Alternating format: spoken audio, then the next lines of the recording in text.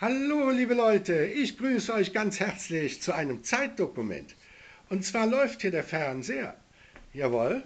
Und da sollte man denken, ja, aber was ist das denn für ein Standbild? Was ist das denn? Nee, das ist tatsächlich ein Kamin. Und hier ist dieser Kamin zu sehen. Und das hat seine Bedeutung, denn die ganze Welt sozusagen guckt auf diesen Kamin.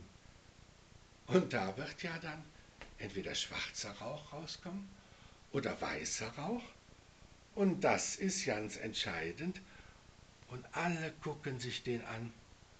Und es ist ganz interessant. Ja, interessant ist auch, wenn ihr jetzt dieses Video seht, da wisst ihr ja schon, was dabei rausgekommen ist.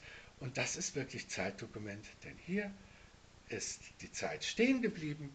Es ist noch kein Rauch weit und breit zu sehen. Alles Liebe und Gute erstmal.